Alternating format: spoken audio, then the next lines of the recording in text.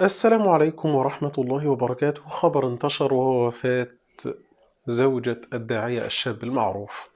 أول حاجة أنا بختلف معاه في كتير من الأمور، خلاص في بداية الفيديو في بداية المقطع، لكن أنا قد إيه الواحد يبكي من الداخل لما يلاقي حد يتشفى في مثل هذا الحدث. سبحان الله. هو إيه الناس اللي فقدت أبسط معاني، مش هقول الديانة، الإنسانية؟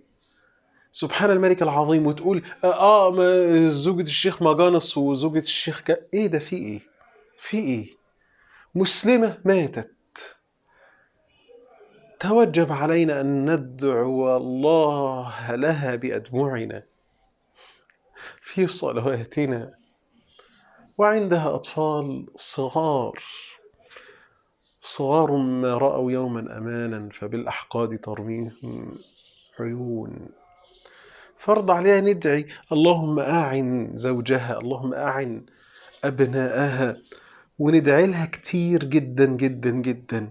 دي أبسط الحاجات اللي المفروض نقدمها أيا ما كانت. أسأل الله أن يرحمها رحمة واسعة وأن ينزلها في ظلال الجنة، إنه ولي ذلك والقادر عليه. يا حي يا قيوم، اللهم صل على النبي محمد صلى الله عليه وسلم. فعايز أقول، أنا هتوقف طبعا عن المستشفى، بس أنا عايز لحد لما القانون والإجراءات النيابة وكده تقول سبب الوفاة بقدر الله، سبب الوفاة الحقيقي بالتفاصيل، وبعد كده نعمل فيديوهات متخصصة في كده. بس عايز أقول عموما لكل المنشآت الطبية، احنا كأطباء شغالين وارد الخطأ، تمام؟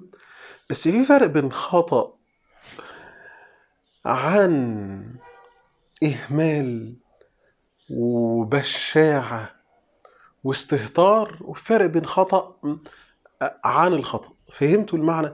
فرق كبير جدا جدا جدا. في أخطاء كارثية وفي خطأ لا، هو سبحان الملك العظيم يجري قدر الله في النهاية. فاللي أنا عايز أقوله بالنسبة للأخطاء اللي هي العابرة، أو الأخطاء اللي هي مش، لكن الأخطاء اللي تندرج تحت عنوان الإهمال البشع والكذب المتعمد، دي المفروض معاها وقفة كبيرة جدا جدا جدا. نصيحة لمديرين المستشفيات: انت مدير مستشفى خاص، اللهم بارك، شوف انت مكسبك بيطلع كام برزق الله، شوف مكسبك بيطلع كام. فالشاهد اللي انا عايز اقوله بقى، احرص ان يبقى عندك ضمير من اول التعقيم لحد اي دكتور يخش المستشفى او تمريض، تبقى عينك في وسط راسك، ومش تدخل مستشفيتك اي حد، واي حاجة تبقى مشرف عليها انت اشراف مباشر، او جايب ناس مخصوصة بالاشراف معايا. فاللي انا عايز اقوله، لكن المصيبة ان في كتير من المستشفيات الخاصة بيبقى همهم جمع المال وبس اللي هي يجزروا جزارين بدون بقى تحقيق معايير كتير، مع ان في ايديهم ده وبياخدوا فلوس تغطي ده وزيادة بإذن الله. مش هسقط ده على المستشفى المذكور اسمها في العنوان دلوقتي لحد لما تظهر التحقيقات والتحريات، وبعد كده نتكلم عنها كلام خاص.